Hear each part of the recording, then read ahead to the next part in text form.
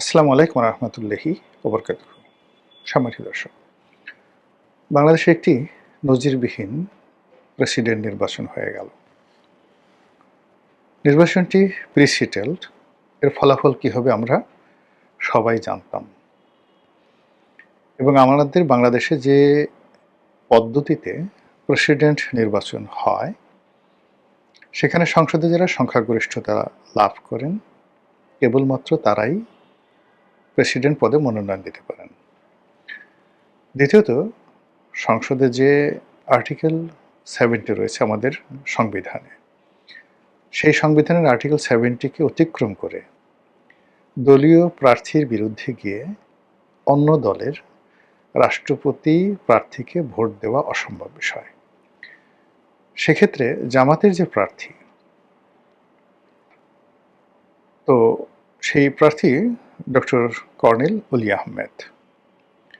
আহমেদ, তো ওনার বিরুদ্ধে জামাতের কারোর একটা ভোট দেওয়ার কোনো সুযোগ ছিল না। ওদিকে বিএনপি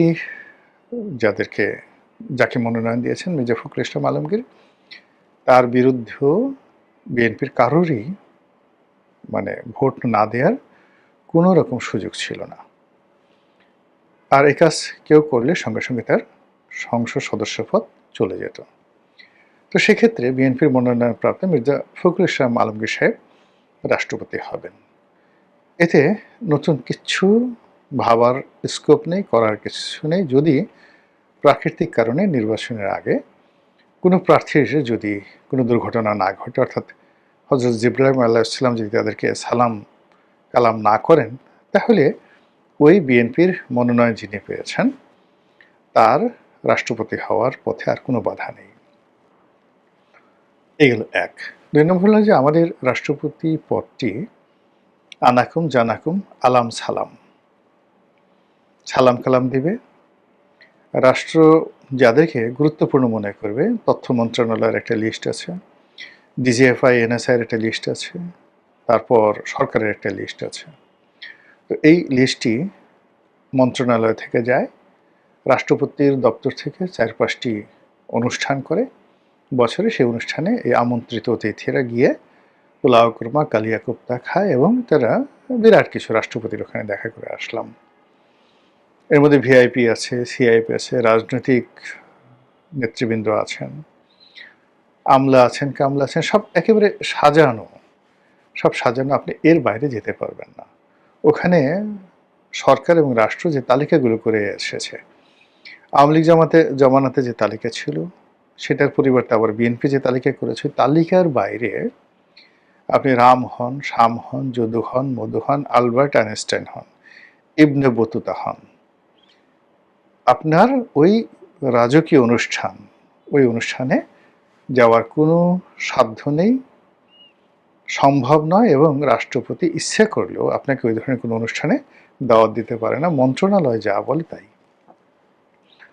এর বাইরে তার কিছু রুটিন কাজ আছে, জানাজায় অংশগ্রহণ করা, বিভিন্ন সমাবর্তনে অংশগ্রহণ করা, প্রধান বিচারপতির শপথ পাঠ করানো থেকে শুরু করে এই কাজগুলো প্রধানমন্ত্রীর পরামর্শে তাকে কিছু কাজ করতে হয়, আর কিছু তার ইনহেরেন্ট পাওয়ার রয়েছে।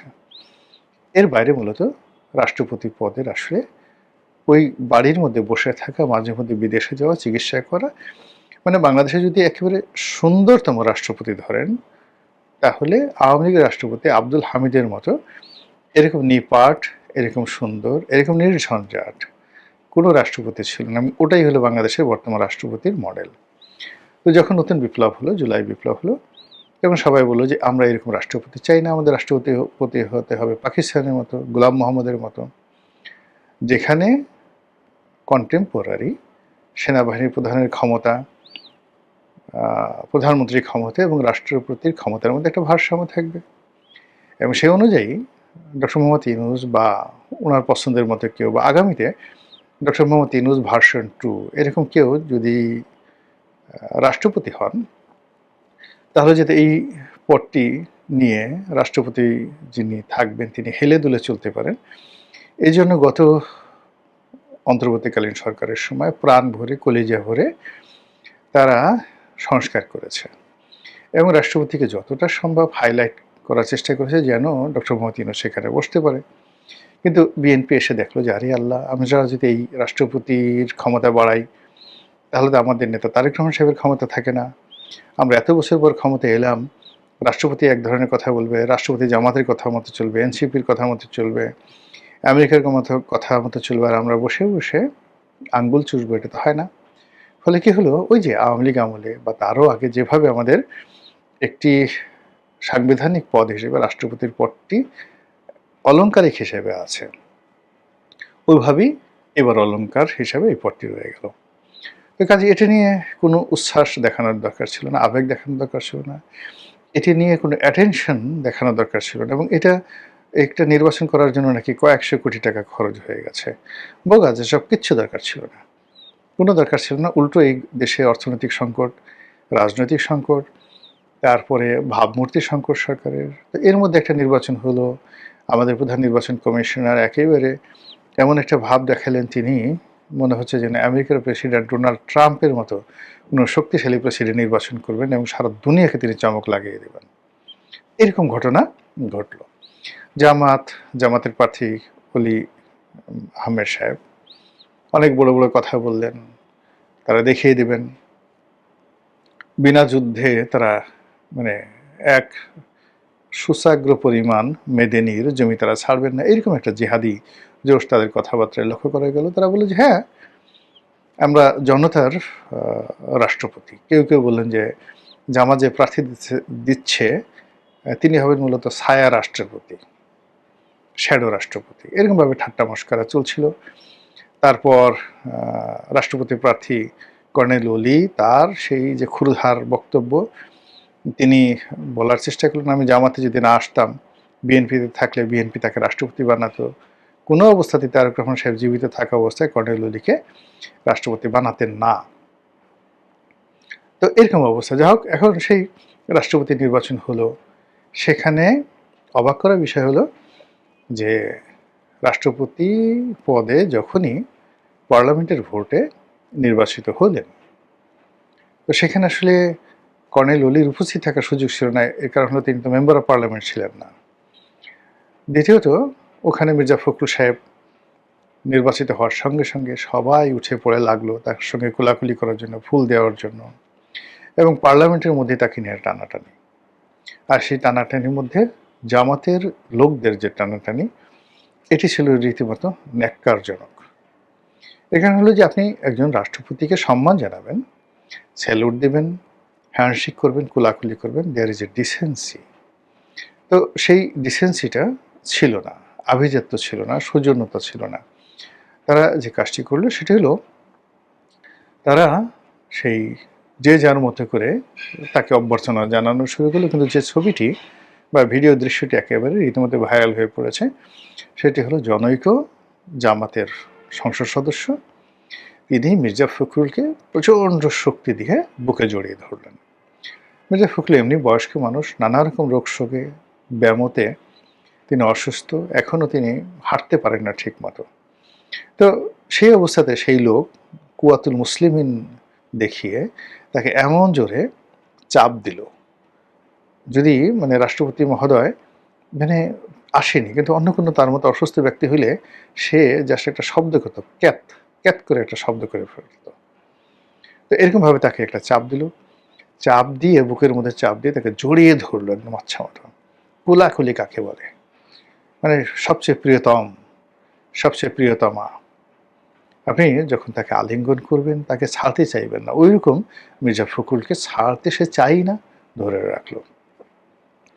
এখন কোলাকুলি করার আগে বা পরে আমরা তো এটা বুঝতে পারিনি, একবার কিংবা দুইবার এটা আমরা বলতে পারবো না, কিন্তু তিনি বারবার একেবারে ছোট একটা বাচ্চা বা শিশু বা একেবারে বুড়া মানুষ যার কোনো চলৎ শক্তি নেই, এরকম একটা লোকের দুই সোপার উপর হাত দিয়ে, আমরা যেমন একটা ছোটো বাচ্চার দুই সোপা মানে গালের উপর হাত দিয়ে তার কপালে চুম্বন করি, বুড়া মানুষের কপালে চুম্বন করি, সন্তানের গলায় চুম্বন করি, ওইভাবে মির্জা ফখরুলের দুই গালের উপরে হাত রেখে বেচারার একেবারে কপালের উপর জোরে একটা চুম্মা লাগিয়ে দেওয়া হলো।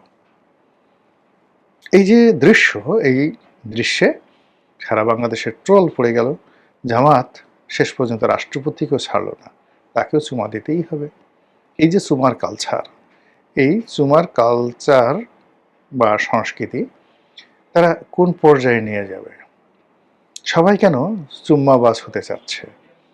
এটি নিয়ে নানা রকম ট্রল হলো, নানা রকম কথাবার্তা হলো, রাষ্ট্রপতিও বিব্রত হলো, আমরাও বিব্রত হব কি? আমরা তো এই দৃশ্য এখন দেখে আসছি অহরহ। এখানে শুধু চুমাচুমি পর্যন্তই থামছে। যদি আরও সামনে আগাতো, না থামতো, তাহলে আপনি কী করতে পারতেন বলেন? তো এই যে একটা অবস্থা, সেটি নিয়ে এখন বিভিন্ন মানুষ ট্রল করার চেষ্টা করছে যে আরে আপনারা ভোট দিলেন কর্নেল ওলিকে আর চুমো দিলেন মির্জা ফখরুল ইসলাম আলমগীরকে। আপনাদের যদি এত চুমো দিতে ইচ্ছা করে, তাহলে আপনারা কর্নেল ওলির বাসায় চলে যেতেন। সবগুলো জামাতের যারা এমপি আছে, এনসিপির এমপি আছে, তারা কর্নেল ওলিকে ওইভাবে জোরে জড়িয়ে ধরতেন, চুম্বন করতেন এবং বলতেন যে আপনি আমাদের রাষ্ট্রপতি, আমরা যেহেতু মনোনয়ন দিয়েছি, আমরা মির্জা ফখরুল সাহেবকে, যেহেতু তিনি থাকবেন, নির্বাচিত হয়েছে সেটা আলাদা কথা, বাট ইউ আর আওয়ার রাষ্ট্রপতি, আমরা আপনাকেই প্রণতি দিলাম, ফুলের মালা দিলাম, এবং আমাদের এই যে টোটাল এতটি ভোট আমরা দেখেন আপনাকে টু দি পয়েন্টে দিয়েছি। কাজে আপনি আপনার যে সম্মান মর্যাদা আমরা রক্ষা করলাম, এবং কৃতজ্ঞতা স্বরূপ আপনি আমাদের দলে এসেছেন, আর আমরা আপনাকে ভোট দিয়েছেন, আসলে আমরা পরস্পরের সঙ্গে চুমাচুমি করি।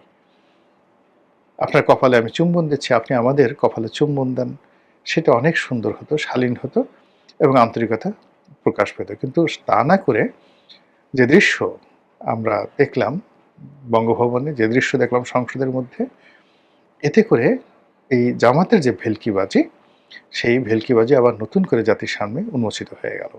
সবাই বলার চেষ্টা করছে মূলত এই ধরনের নাটক করে, এ ধরনের অভিনয় করে জামাত একটা নতুন বিএনপির হাতে একটা অস্ত্র তুলে দিল, যে এই বিএনপি এতটা গণতান্ত্রিক যে যে রাষ্ট্রপতি নির্বাচন হলো, সেই রাষ্ট্রপতি নির্বাচনেও তারা প্রতিযোগিতা করে পাশ করেছে। যেভাবে এই ত্রয়োদশ জাতীয় সংসদ নির্বাচনে তারা তুমুল প্রতিযোগিতা করে বিজয়ী হয়েছে, একইভাবে রাষ্ট্রপতি নির্বাচনেও তারা অতীতের দৃষ্টান্ত মতো হয়নি, তারা প্রতিযোগিতা করে নির্বাচন করেছে। দ্বিতীয়ত হলো জামাতও বলার চেষ্টা করছে পাবলিককে, আমরা যারা সাধারণ পাবলিক, আমাদেরকে বোঝানোর চেষ্টা করছে, দেখেছো দেখেছো আমাদের কী ক্ষমতা, কী দাপট। আমরা সেই শত চেষ্টা করেও আমাদেরকে সেই প্রতিযোগিতার বাইরে রাখা যায়নি। আমরা এখানে প্রতিযোগিতা করেছি, আমরা জানি নিশ্চিত পরাজয়, কিন্তু সব পরাজয়ই পরাজয় নয়। আমরা এজন্য সরাসরি যুদ্ধ করে, ভোট যুদ্ধ করে, তারপরে শেষে পরাজিত হয়ে দেখিয়ে দিয়েছি গণতন্ত্র কাকে বলে। কিন্তু বাস্তব ঘটনা কি তাই? Not like that. বাস্তব ঘটনা মনে হচ্ছে কেউ হয়তো মহামানব হতে চাচ্ছেন, কেউ হয়তো কাউকে মহামানব বানানোর চেষ্টা করছেন, আর আমরা সেই পাবলিক মানব এবং মহামানবের সেই যে অসম যুদ্ধ, সেই যুদ্ধের দৃশ্য দেখে হা হা রিয়্যাক্ট দেওয়া ছাড়া আমাদের আর কী বা করার আছে। মহান আল্লাহ আমাদের সবাইকে হেদায়েত দান করুন, হেফাজত করুন। আসসালামু আলাইকুম ওয়া রাহমাতুল্লাহি ওয়া বারাকাতুহু।